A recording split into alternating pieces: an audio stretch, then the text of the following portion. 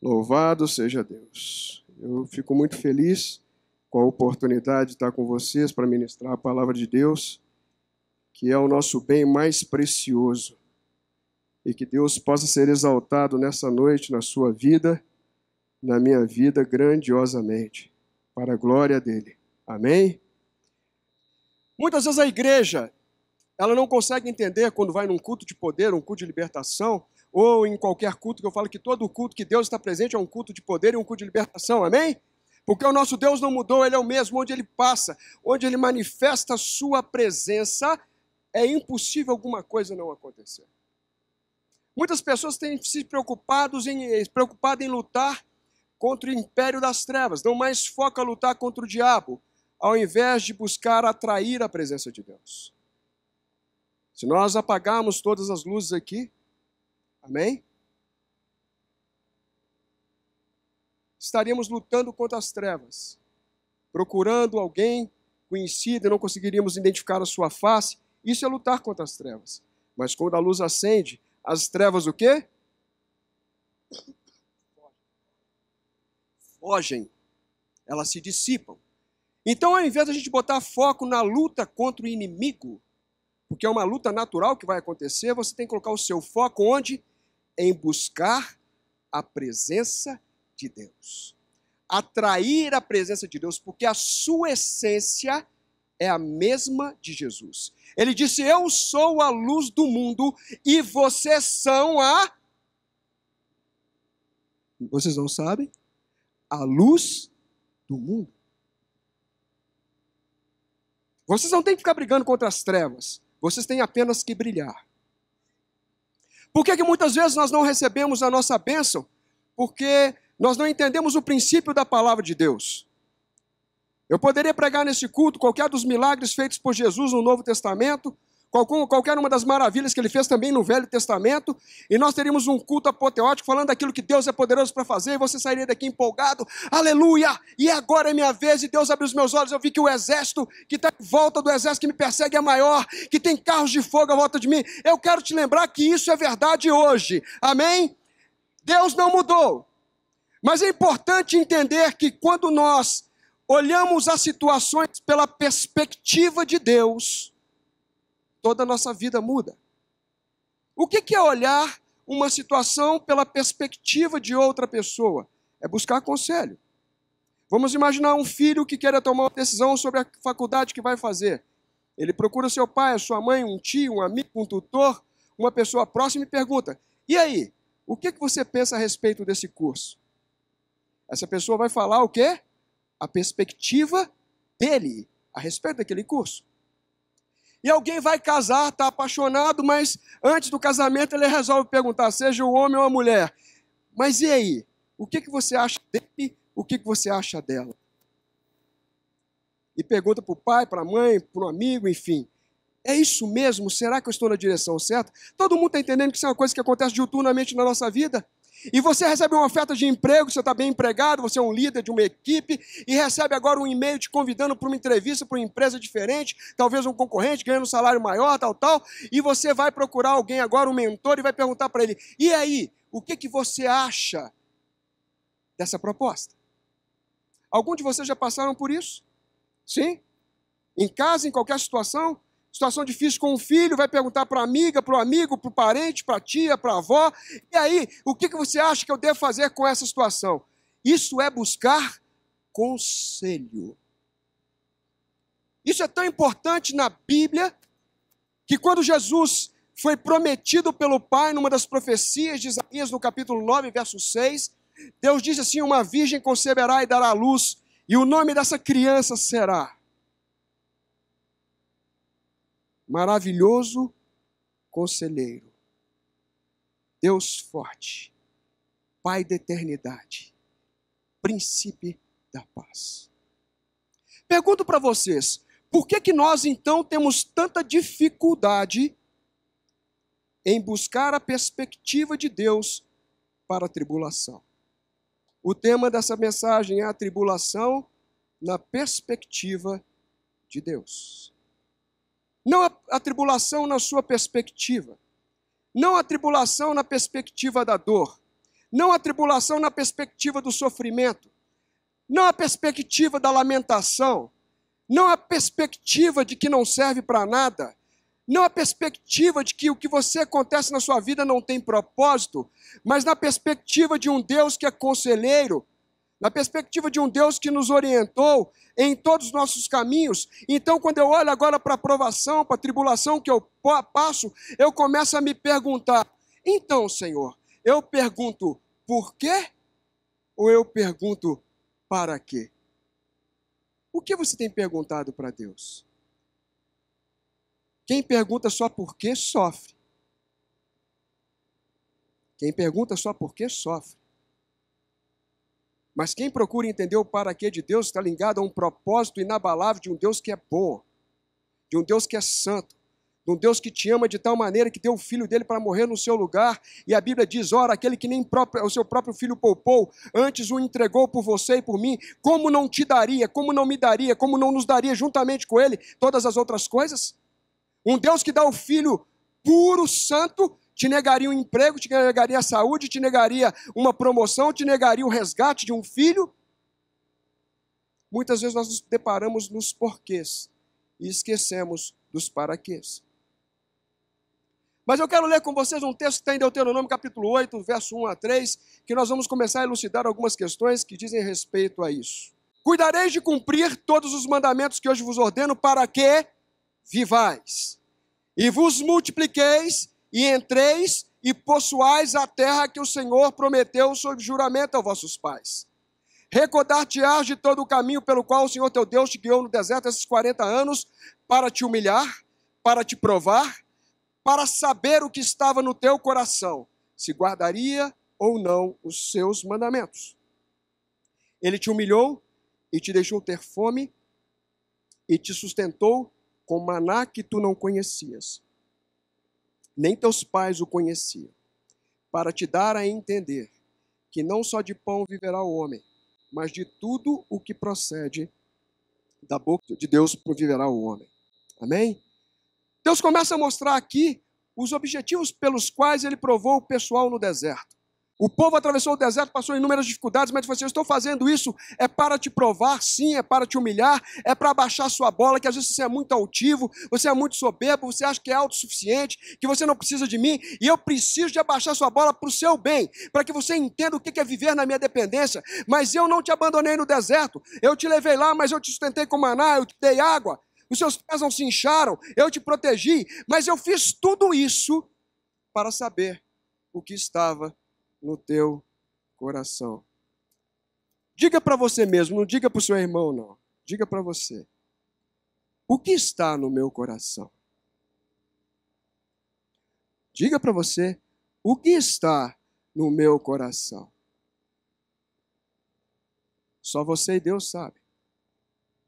O primeiro ponto que eu quero compartilhar com vocês é que a tribulação na perspectiva de Deus. A tribulação é necessária na formação do caráter do novo homem.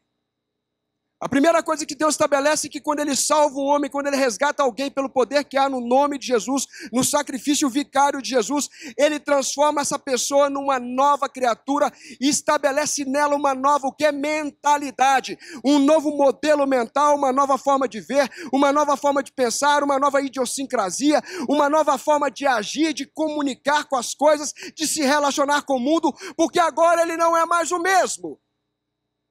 Você não foi salvo para ser o mesmo, porque a palavra diz em 2 Coríntios, no capítulo 5, verso 17, assim, se alguém está em Cristo, é nova criatura, as coisas antigas já passaram, eis que todas elas se fizeram novas. E ele continua em 1 Pedro dizendo no capítulo 1, do verso 3 a 7, bendito seja o Pai de nosso Senhor Jesus Cristo, que segundo a sua muita misericórdia, nos regenerou, nos gerou de novo para uma viva esperança, mediante a ressurreição de Jesus Cristo dentre os mortos, para uma herança incorruptível. Foi para esse propósito que ele te regenerou, para você receber uma herança incorruptível, sem mácula, imarcessível, reservada nos céus para você, que é guardado pelo poder de Deus. E ele disse, mediante a fé, para a salvação preparada que vai se revelar no último tempo. Nisto se alegre, Nisto exulte. E aqui é a parte que dói. Embora, no presente, por breve tempo, se necessário, sejais contristados por várias provações. Para que, uma vez confirmado o valor da vossa fé, para que significa propósito. Eu sou contristado por um pouco de tempo, quando necessário, e é necessário que eu muitas vezes passe por algumas tristezas através das provações. Por quê? Porque eu preciso de provar o valor da minha fé, que é muito mais preciosa do que o ouro perecível, mesmo provado pelo fogo, e que possa redundar, que possa resultar em glória e em honra para a revelação de Jesus Cristo. Quando eu entendo que o fruto da minha provação, quando eu entendo que o resultado final da minha tribulação, quando eu passo por ela, entendendo que há um propósito de Deus, em burilar a minha fé, em provar a minha fé, em tornar-me mais próximo dele, e eu entendo que isso vai resultar em glória para o nome dele, em louvor para o nome dele, o meu sofrimento desaparece. Porque o meu caráter está sendo forjado. A provação é necessária para moldar os requisitos que nós trouxemos do mundo, das tradições do mundo, daqueles comportamentos que nós herdamos muitas vezes dos nossos pais, dos nossos tutores, das filosofias vãs que nós congregamos, das religiões que nós passamos por ela, e muitos mau hábitos foram trazidos para dentro da igreja cristã, e as pessoas convertem e acham que se converter é vir à igreja vivendo do mesmo jeito, e eu quero dizer que não é isso. Não é vir para a igreja e continuar vivendo do mesmo jeito. É olhar para esse Jesus que resgatou a tua vida e falar: eis-me aqui, Senhor, que venho para fazer a tua vontade. Faz na minha vida a tua vontade. Cumpre em mim o teu propósito. Transforma-se o meu caráter. Burila, trabalha, limpa, corta. Tira aquilo, meu Deus, que deprecia o teu nome na minha vida. Mas faz o teu nome brilhar na minha vida de maneira que ele possa te glorificar por onde eu passar. Aprovação. A tribulação é necessária para se moldar ao caráter. A Bíblia diz, já foi citado aqui, que sabemos que todas as coisas, diga comigo, todas as coisas. Foi fraco. Todas as coisas. Agora diga para você ouvir. Todas as coisas. Entenderam o que são todas as coisas? Cooperam juntamente para o bem daqueles que são chamados pelo Senhor, pelo seu propósito, pelo para quê de Deus. Todas as coisas, querido. Não há absolutamente nada que você esteja passando hoje que seja alheia aos olhos de Deus. Não há absolutamente nada que você esteja passando hoje que não seja conhecida de Deus e que não tenha um propósito, um para quê, para mudar a sua vida, para melhorar a sua vida, para transformar o seu caráter, para se aproximar mais de ti, aproximar do Pai. Os efeitos diretos da tribulação em nós. Eu vou citar pelo menos 9 efeitos rapidamente. Fique atento. Primeiro, a aprovação extrai o melhor de nós. Quem, quando está passando provação aqui, ora mais? Sorriso maroto do pastor. Alguns não quiseram nem levantar a mão, já baixaram a cabeça em oração. A aprovação extrai o melhor de você. Porque Deus quer saber o que está no seu coração. Não é no meu, é no seu. No meu ele faz com as provações que eu passo. Segunda, a aprovação revela quem nós somos por dentro e as intenções do nosso coração. Existe um ditado muito conhecido no mundo que fala que a oportunidade faz o ladrão. Alguém já ouviu isso? Na verdade, a oportunidade não faz ladrão nenhum, ela só revela o ladrão. O ladrão está lá dentro. A oportunidade só revela quem é. E não é só o ladrão, é o prostituto, o adúltero, o mentiroso, o canalha, o corrupto, o pecador, seja de qualquer natureza que for. A oportunidade só revela o mal que há dentro de nós. A provação extrai, revela quem nós somos. E quando revela, o Senhor fala: eu estou pronto para te perdoar. Eu estou pronto para te transformar. Eu estou pronto para te ajudar. A provação coloca em teste a nossa obediência, a nossa fé. Muitas vezes você vai ser provado, seja nas finanças, seja no dízimo, seja na oferta, seja no voto, seja em qualquer outra área da sua vida. Você vai ser provado e ela vai colocar em teste a sua obediência, a sua fé. E a provação, ela aperta, justamente porque ela quer te aprovar. Nós cantamos aqui, cantar é muito diferente de refletir sobre o que nós cantamos. Me levas pelo fogo. Vocês não cantaram aqui agora? Você sabe o que é andar pelo fogo? Você sabe o que é andar pelo fogo? Você cantou, você sabe o que é isso? E tem as outras letras do Coríntios que passaram ali. Muitas vezes o Senhor nos leva, mas Ele não nos abandona no fogo. Ele quer fazer com que nós experimentemos a sua dependência. A aprovação faz isso. Nós vamos experimentar a dependência de Deus, seu sustento sobrenatural. Em quinto ponto, a aprovação potencializa nosso senso de gratidão. Muitas vezes, quando nós estamos na abastança, na bonança, nós nem sequer lembramos muito bem do que Deus fez. Mas quando nós passamos uma aprovação e nós vemos o sustento sobrenatural de Deus, o agir de Deus nas mínimas coisas, nos detalhes, nós começamos a perceber o tamanho da nossa ingratidão. Mas o mais importante é que nós transformamos isso em arrependimento e colocamos a gratidão no lugar. E aí nós começamos a dizer, Ebenezer, aleluia, Ebenezer, até aqui o Senhor me ajudou. E se até aqui Ele me ajudou, significa que daqui até lá Ele também vai me ajudar. E o senso de gratidão é potencializado no seu coração. E muitas vezes nós reclamamos da tribulação sem saber o bem que ela está nos fazendo.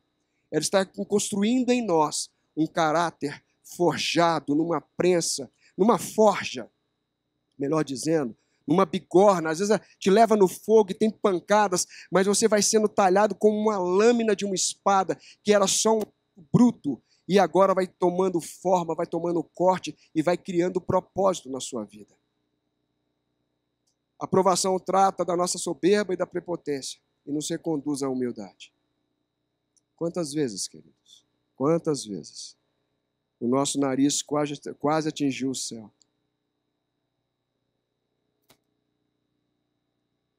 Não é? Quantas vezes nós passamos por pessoas, talvez até hoje ainda, talvez até aqui dentro da igreja, você passe por pessoas e, de algumas, né, das mais expoentes, você passe, né? Quantas vezes a aprovação faz com que a soberba e a prepotência sejam tratadas para nos reconduzir à humildade, que foi o conselho que Jesus deu. Vinde a mim, todos vós que estáis cansados e oprimidos, sobrecarregados, e eu vos aliviarei. Aprendei de mim, que sou manso e humilde de coração, e encontrareis descanso para as vossas almas. Muitas vezes na tribulação nós precisamos de descanso, e ele vem com o aprendizado da humildade, da calma, da tranquilidade do nosso Senhor. A aprovação também nos faz conhecer nossos limites, que não conhecíamos antes. Muitas vezes eu digo essa frase, estou chegando no meu limite. Ainda bem que só eu que falo isso, né? Estou chegando no meu limite. Mentira. Você não sabe qual é o seu limite. Você não sabe qual é o seu limite. E quando a prova vem acontecendo, quando você vai passando por aquele estreito, e aquela dificuldade vem acontecendo, e você vai percebendo ao longo da dificuldade que você se tornou uma pessoa mais calma, mais temperante, mais tolerante, mais paciente, e agora você descobriu que aquele limite que você disse que estava acabando lá já não é mais aquele, é outro. E Deus começa a revelar para você novos limites da competência que Ele colocou em você, por conta do Espírito Santo que mora dentro de você. Da transformação que Ele está produzindo em você. E você começa a caminhar a segunda milha, a terceira milha, e você começa a ir em lugares mais distantes e a alcançar alvos mais altos e mais emblemáticos, porque agora você tem uma força maior. Uma força que você não conhecia. A Bíblia diz que Deus é aquele que dá força ao cansado, aquele que dá vigor àquele que não tem nenhum vigor. E quando você diz, Deus, acabaram as minhas forças, eu falei, não, eu tenho um pote de vigor aqui para te dar. Toma, meu filho. E você continua andando.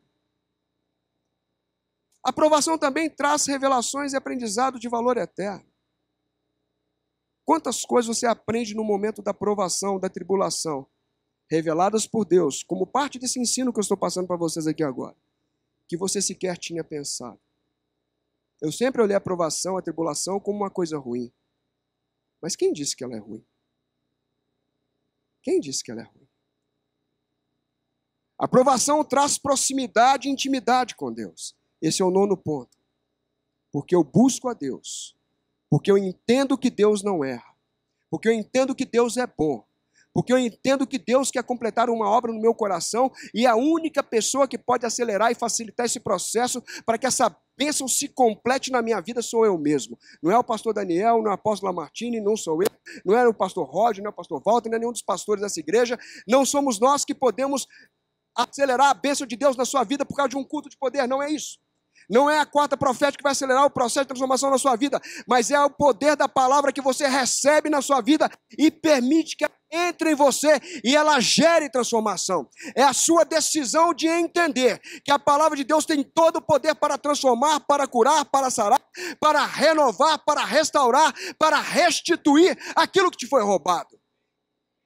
Quando você entra nessa casa e você entende que a tribulação é necessária, ela não é um estorvo de Deus na sua vida, mas ela é uma bênção para a transformação do caráter. Você progride, você não regride e você não fica marcando passo. Há pessoas que passam anos na mesma prova, porque não se posicionam na perspectiva de Deus.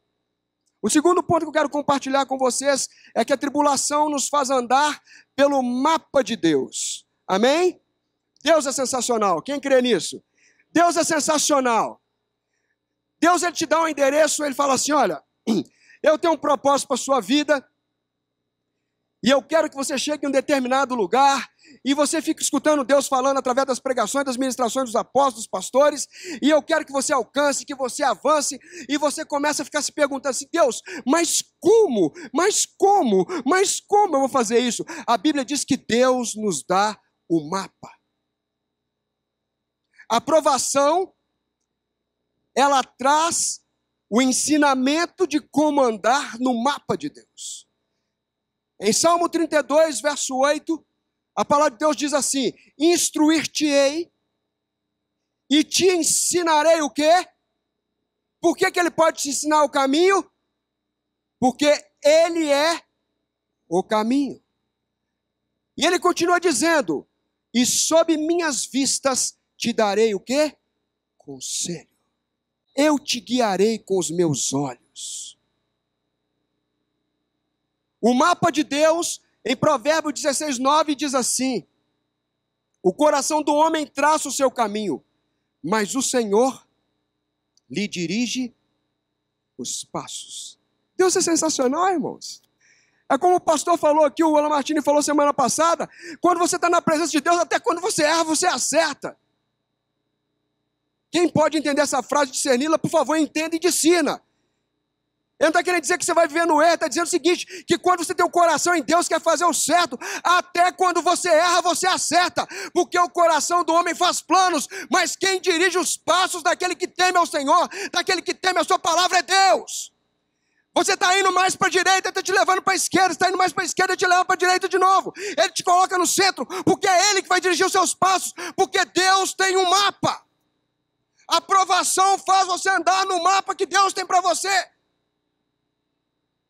Há situações que não serão conquistadas sem passar por certas posições. Imagine um exército guerreando, fazendo plano de alcançar a força inimiga do outro lado, e agora o general fala, nós vamos atacar pelos flancos. Atacar pelos flancos, pelos lados, significa sair margeando, tangenciando pelas laterais e envolvendo o inimigo. Eu não faço ataque de centro, eu vou pelas bordas. Parecendo um mineiro que come pelas beiradas. Isso é uma estratégia. Mas para eu alcançar aquele alvo, eu tenho que passar em posições geográficas específicas até alcançar aquele alvo. Você consegue entender isso? Você nunca vai ser diretor, querido. Se Deus não tratar o seu coração com humildade, com respeito e com capacidade de liderança, que espelha a imagem do seu Cristo. Tem pessoas aqui que têm potencial para ser diretor, mas se for se tornará um déspota. Se tornará um tirano. E Deus não deixa você chegar lá porque Ele precisa primeiro tratar de você. Tem coisas que você quer conquistar, mas você não está preparado. E a tribulação vai te mostrar isso. E Deus vai começar a falar, mas eu tenho um mapa, eu tenho um caminho, eu quero te ensinar, vem comigo. Você vai passar por posições que você não vai entender. Você vai andar pelo cantinho e não pelo centro como você pensou que ia ser. Mas eu vou te guiar, eu vou te instruir, eu vou te ensinar o caminho. E sobre os meus olhos, eu vou te dar conselho. Você escolhe o conselho de quem você quer buscar. Tem alguns que saem do culto e vão procurar filosofias vãs. Tem uns que saem do culto e vão para outra igreja procurar um pastor mais abençoado que fala em 3 línguas estranhas diferentes. Tem uns que saem do culto e vão procurar profeta nas igrejinhas neopentecostais que tem por aí, com todo o respeito às igrejas e aos profetas, amém? Mas a gente tem que ter zelo da presença que está neste lugar. O Deus que está nesse lugar tem um mapa sobre a sua vida. O Deus que está nesse lugar tem poder para transformar a sua história. O Deus que está nesse lugar quer mudar a sua história. A pergunta que tem que ser feita é se você quer o mapa que Deus tem para a sua vida para mudar a sua história. Em João capítulo 16, 33, versículo muito conhecido, essas coisas vos tenho dito para que tenhais paz em mim. Presta atenção no início desse versículo, irmãos. Essas coisas vos tenho dito para que tenhais paz em mim. Mas do que ele vai falar depois da vírgula? No mundo passai por aflições, mas tende bom ânimo. Eu venci o mundo. Eu estou dizendo isso para que vocês tenham paz em mim, não para que vocês fiquem aflitos. 1 Coríntios 10, 13 diz, não vos sobreveio tentação que não fosse humana, mas Deus é fiel e não permitirá que sejais tentados além da vossa força. Deus não permitirá. Pelo contrário, juntamente com a tentação, vos proverá livramento de sorte que a possais suportar. Deus está no controle. Deus quer te dar uma experiência sobrenatural dentro da provação. Dentro da cova dos leões, dentro da fornalha ardente. Quando a presença dele faz com que você saia de lá sem nem cheiro de fumaça, sem nenhum dano, porque a presença dele basta. Eu posso passar a minha vida reclamando daquilo que é periférico, daquilo que é secundário, me esquecendo daquilo que é principal. Deus é principal. Terceiro ponto que eu quero compartilhar com vocês rapidamente. A aprovação deve trazer alegria.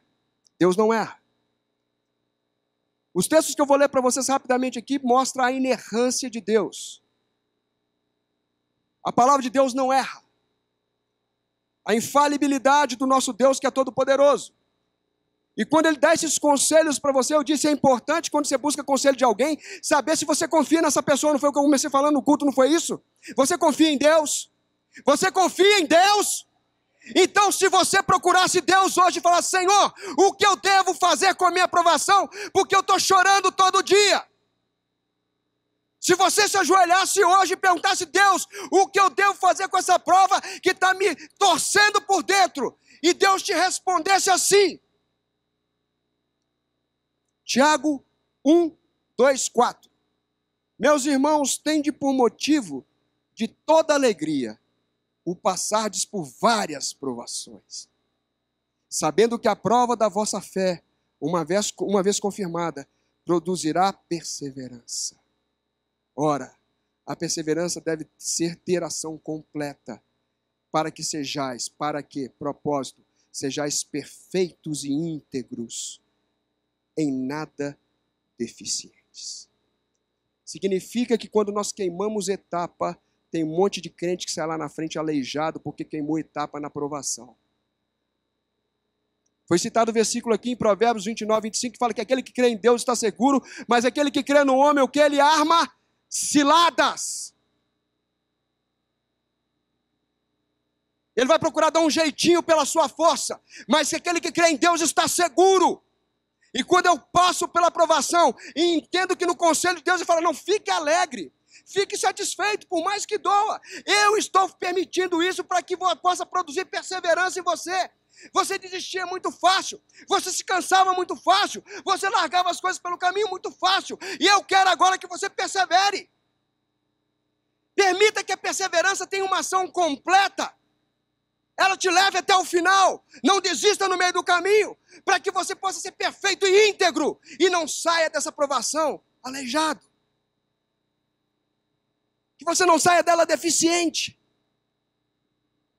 E ele continua dizendo em Hebreus 10, 35, 36, não abandoneis, portanto, a vossa confiança. Ela tem grande presente, grande galardão, grande recompensa.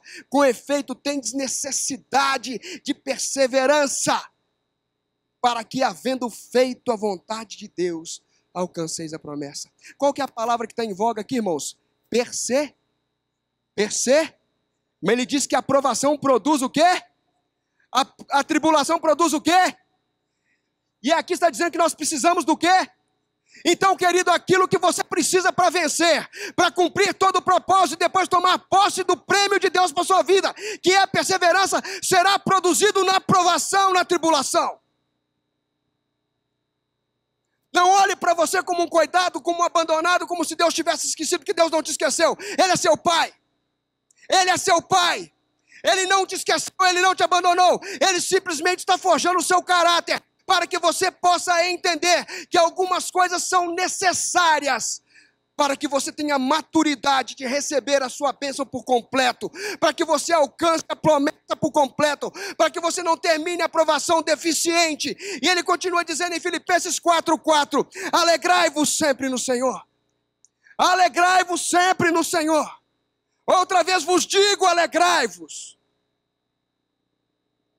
Não é para você ficar triste. Não é para você ficar triste. A minha esposa está aqui, ela sabe o quanto que eu passei mal de ontem para hoje. Eu passei o dia praticamente todo em cama hoje. E eu disse, Senhor, eu vou pregar a Tua palavra. Eu vou pregar a Tua palavra. Que é o principal. Eu poderia ficar chorando, lamentando. Ah, dói aqui, dói ali. Minha boca não tem tempo para isso. Eu preciso de perseverança. Para que eu não saia deformado. Para que eu não saia deficiente durante a provação. Eu quero me alegrar no Senhor, porque eu tenho muito mais motivos para me alegrar do que para reclamar. Eu quero ter um coração agradecido. Eu quero ter um coração derramado.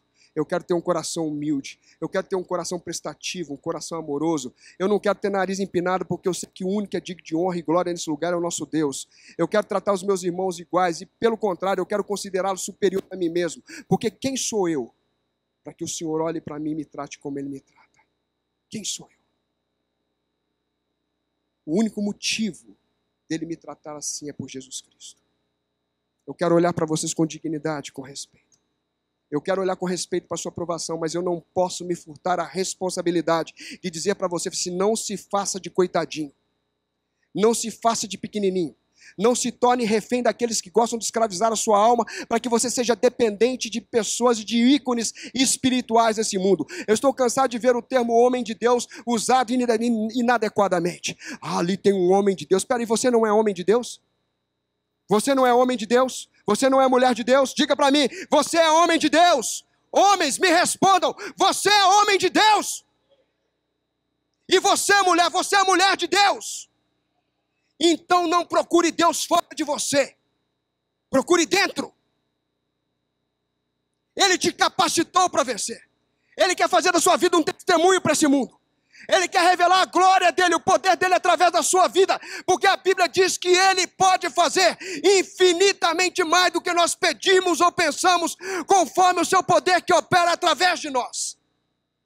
Na alegria, na satisfação, o Senhor vai operar. Em 2 Coríntios 4, 17 e 18 diz assim a palavra de Deus, porque a nossa leve... Eu li certo? Li certo. Porque a nossa leve e momentânea... Leia para mim, nossa leve e momentânea, glória a Deus. Glória a Deus. Esse é o propósito da aprovação leve e momentânea que Deus tem na sua vida. Que Ele produza um peso de glória sem comparação, acima de toda comparação. E Ele continua dizendo, não olhando, não atentando, não dando foco, não dando importância às coisas que se veem. Para de olhar para a circunstância, para de olhar para a lateral, mas nas que não se veem. Porque as que se veem são temporais e as que não se veem são eternas. Para de olhar para o lado. É por isso que vários textos da Bíblia você fala assim, segui sempre com o Senhor, não se desviando nem para a direita nem para a esquerda. O que ele está querendo dizer? Não fica olhando para as coisas que estão do lado para tirar sua atenção, seu foco. Quando você começa a olhar para Deus, às vezes aparece um irmãozinho tribuloso sem fé. Sem fé, quando é só sem fé ainda está bom, quando é sem fé e outras coisas é pior. E começa a querer te levar para outros caminhos. Você está entendendo? Você está indo para o culto e querendo te levar para o McDonald's. Você está vindo para o culto e quer te levar para uma roda de samba. Você está vindo para o culto e quer te levar para um churrasco. Chega lá, tem pagode. Queridos, não olha nem para a direita nem para a esquerda. Em vez de ficar olhando para o chefe tribuloso, olha para Jesus. Olha para aquilo que Jesus pode fazer através da sua vida.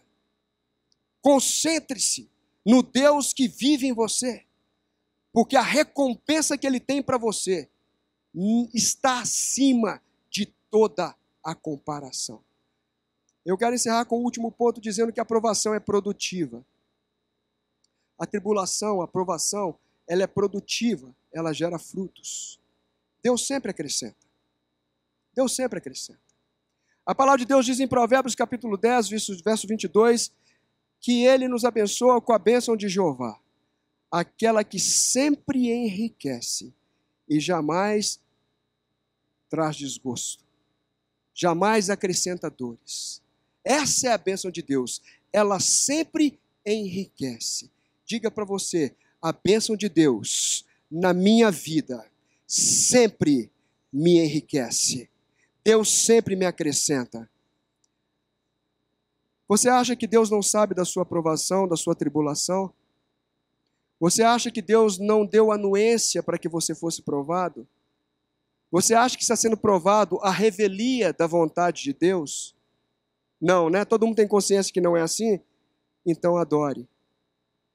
Porque se tudo que Deus permite, se tudo que Deus está vendo na sua vida, Ele tem um propósito de te acrescentar paz e não mal, como diz em Jeremias 29:11, é os seus planos que eu tenho para vocês. Não são planos de mal, são planos de bem, são planos de paz, para vos dar um futuro e uma esperança. Se você tem consciência da palavra e você se apega à palavra e não às coisas secundárias que estão à volta, você começa a inclinar o teu coração para a adoração. E quando você adora, a presença se manifesta e as trevas se dissipam. Nós temos que atrair a presença.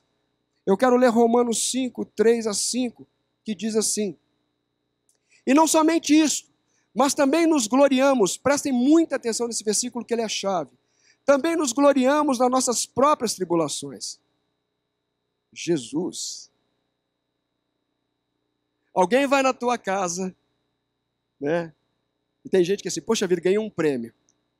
Aí você corre, os amigos chegam, vem cá para te mostrar o prêmio que eu ganhei. Aí mostra aquele prêmio lindo, a pessoa fala, poxa, que bacana, tal, tal. Ou então você chega na tua casa e você ganha um carro de presente. Vem cá para eu te mostrar o carro que eu ganhei. Ah, que alegria, aquela coisa toda bacana e tal. Olha, meu filho formou, deixa eu te mostrar o diploma dele. Não é assim, não é bacana? Mas o que ele está dizendo é o seguinte, que nós nos gloriamos nas nossas próprias tribulações. Irmão, vem cá que eu quero te contar o que eu estou passando. Uma delícia. Eu preciso te contar porque eu estou me gloriando nisso. Está duro, mas eu preciso te contar porque é muito bom. Deus está tratando comigo. Alguém já fez isso aqui? Nunca? Eu estou falando de uma Bíblia diferente da de vocês? Arrancaram essa página, foi? Eu vou ler de novo. Eu vou ler de novo, porque acho que a Bíblia de vocês foi arrancada essa página, está aqui Romanos. Tchuco, você fez certo, né, Tchuco? Então vamos lá, Romanos 5, 3-5 diz: e não somente isso, mas também nos gloriamos nas nossas próprias tribulações, sabendo que a tribulação produz. Aleluia, produz. E a perseverança produz. E a experiência produz. Aleluia. E a esperança não confunde, porque foi o amor de Deus. Não foi Satanás, foi o amor de Deus que foi derramado no nosso coração, através do Espírito Santo que te foi dado.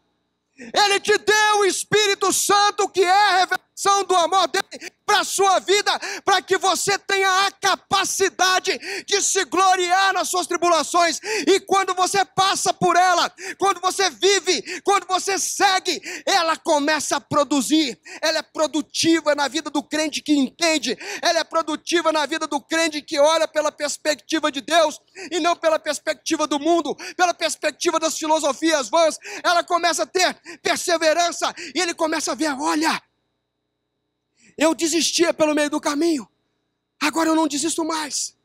Olha, eu estou mais longe do que eu costumava caminhar. Olha, agora eu tenho mais experiência, porque eu nunca tinha passado por esse caminho, porque eu sempre desistia antes, eu não tinha perseverança, e agora que eu tive perseverança, eu experimentei coisas novas, e essas coisas novas me acrescentaram, e eu consigo ver a vida de forma diferente, eu consigo ver por prismas diferentes, e não é só isso, com a experiência que eu adquiri, agora eu alimento esperança. Eu acho que tem jeito, antigamente achava que não tinha jeito, mas agora eu digo que tem jeito, porque foi o amor de Deus que permitiu eu passar por tudo isso. O amor dele derramado no meu coração. E ele diz que a esperança que ele coloca no nosso coração, ela não nos confunde. Ela não traz confusão. Perseverança diz respeito à resiliência, que é a capacidade de você sofrer uma deformação e voltar rapidamente ao seu estado original, como uma bola de tênis que é amassada e depois volta para a posição. Gostado? Resiliência. Você é amassado, mas você volta. Satanás vem, amassa, você volta. Amassa, você volta. Ele fala: que crente chato. Amassa, você volta. Amassa, você volta. Perseverança. Perseverança. Você pode tentar o que for, eu vou voltar para a minha posição. Experiência diz respeito à maturidade. Eu não quero ser mais menino inconstante na fé. Eu não quero mais ser menino que vai à igreja sem saber qual que é o meu propósito. Eu quero saber que eu estou lá para fazer a diferença, que a minha presença lá faz a diferença. Vou abrir um aspas aqui, que eu não tinha colocado isso no texto, mas eu quero mencionar para vocês. Uma mulher que eu tenho por ela uma profunda admiração. Madre Teresa de Calcutá. Uma certa vez ela foi entrevistada por um repórter, e ele vendo o tratamento com os leprosos na Índia, aquela coisa toda, aquela coisa sofrida, muita gente em um estado deplorável. E ele disse para ela assim: olha, a senhora acha mesmo que se o seu trabalho vai fazer alguma diferença? Se coloque no lugar dela. Olhe para a sua vida e eu te pergunto: a sua vida faz alguma diferença? Faz? É duro, não é? E quando você tem a sua vida dedicada à vida dos outros e alguém te pergunta se aquilo que você faz faria alguma diferença, você conseguiria responder isso com sobriedade e dar razões para essa pessoa e justificar por que você é importante nesse mundo? Mas aquela mulher muito sábia respondeu assim: eu sou uma gota no oceano. Eu sou uma gota no oceano. Mas sem mim, o oceano não é mais o mesmo. Você pode ser uma gota onde você está. Você pode ser uma gota dentro dessa igreja. Você pode ser uma gota dentro da tua casa. Você pode ser uma gota dentro do teu trabalho. Mas eu quero dizer que a tua vida faz diferença. Deus quer dizer que a tua vida faz diferença. Você não precisa se diminuir, você não precisa se subtrair. Maturidade é isso. Não é querer ser mais do que é, mas é ter consciência do seu valor. E a esperança é a capacidade de continuar crendo. A esperança é a capacidade de esperançar. Existe uma fala que eu gosto muito de um filósofo. Ele é professor de teologia, ele é escritor, ele é palestrante, chamado Mário Sérgio Cortella. Mário Sérgio Cortella é um filósofo que ele também discute muitas questões vinculadas à sociedade, questões sociais vinculadas à filosofia. E ele é parceiro de outros filósofos também expoentes, como Luiz Felipe Pondé, como Leandro Carnal e outros. Amém? E ele disse uma coisa muito interessante, para a gente terminar esse texto, que já são 21h32. Ele fala sobre esperança. E no texto dele ele diz assim: na vida, quando nós não temos outra coisa, quando nós olhamos para a nossa vida e parece que a gente não tem mais nada, o que nós devemos ter é esperança. Mas tem que ser a esperança do verbo esperançar. Tem pessoas que têm esperança, mas do verbo esperar. E a esperança do verbo esperar não é esperança, é espera. E dizem: eu espero que dê certo, eu espero que resolva, eu espero que melhore, eu espero que mude. E passa a vida toda esperando. Por isso, se você não tem nada, se nessa provação que você está passando na sua vida, você acha que ainda não alcançou nada, tenha esperança. Mantenha a sua esperança. Permaneça com a sua esperança. Ele cita nesse texto dele um homem chamado Albert Schweitzer, que foi Nobel da Paz em 1952. Ele era um médico exemplar, um médico estupendo. E esse médico dizia o seguinte, Albert Schweitzer, ele dizia: tragédia não é quando um homem morre. Tragédia é quando morre alguma coisa dentro do homem enquanto ele ainda está vivo.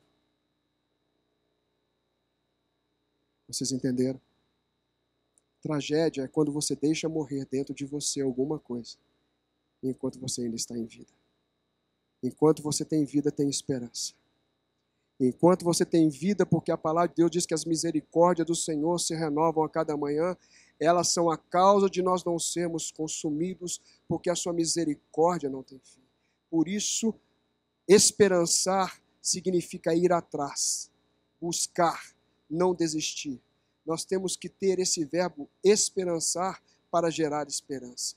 E não o verbo esperar, pensando que esperar é ter esperança. O último ponto é que Deus sempre nos acrescenta convicção. A esperança que Deus nos traz não é confusa.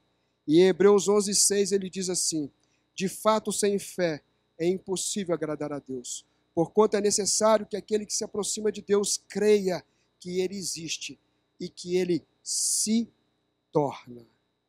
Ele se torna galardoador daqueles que o buscam.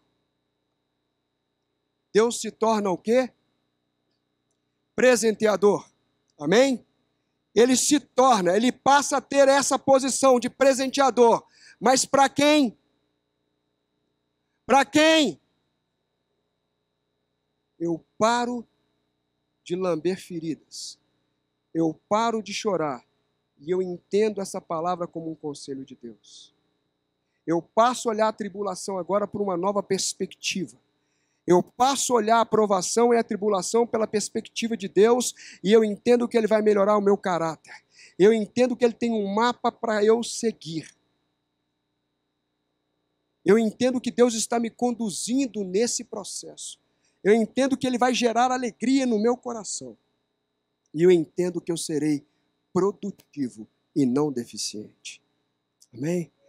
Se você recebe essa palavra como instrução de Deus para a sua vida, se você recebe essa palavra com o olhar da perspectiva de Deus para o seu problema, diga para Deus: Senhor, ajusta os meus olhos, ajusta a minha visão, ajusta o meu entendimento, para que eu possa aprender a me alegrar na tribulação, para que eu possa te louvar no momento de dificuldade. Eu quero o meu caráter trabalhado, Senhor, para te adorar. Eu quero que tudo aquilo que é deficiente na minha vida, meu Deus, porque eu tentei antecipar etapas, por falta de perseverança, seja retratado. Pai, em nome de Jesus, eu não quero sair deficiente. Eu não quero sair aleijado da tribulação. Mas eu quero, meu Deus, que o Senhor promova em mim tudo aquilo que é necessário para redundar em glória, em honra para o teu nome. Deus, eis-me aqui para fazer a tua vontade. Estou na tua presença. Vai dizendo para Deus, estou na tua presença. Planta em mim a sua alegria, Senhor. Brota em mim a tua alegria. A tua palavra diz que o seu amor foi derramado no meu coração. Que o seu amor foi derramado no meu coração e que a sua esperança não me confunde. Deus, que eu tenha o verbo esperançar dentro de mim. Que eu possa ir atrás, que eu possa agir, que eu possa crer, que eu possa permanecer, que eu possa ter maturidade. Deus, em nome de Jesus. Que eu seja resiliente no meio da prova. Que quando Satanás tentar me espremer, eu volte para a posição original e digo: comigo não, Satanás, porque dentro de mim está o Espírito Santo de Deus, que foi derramado em amor, para me dar resiliência, para me trazer maturidade, para me trazer segurança, para me trazer experiência, para me trazer esperança, uma esperança que não confunde de um Deus que é bom para mim. Deus abençoe o teu povo com a tua graça e com o teu poder. Que o amor de Deus, o nosso Pai, que a graça consoladora do nosso Senhor Jesus Cristo, que as consolações do Espírito Santo que nos ensina todas as coisas, que foi derramado no nosso coração com o teu amor, Deus, possa guiar os teus filhos, aconselhá-los, protegê-los e orientá-los em toda a caminhada, no nome santo de Jesus. Amém.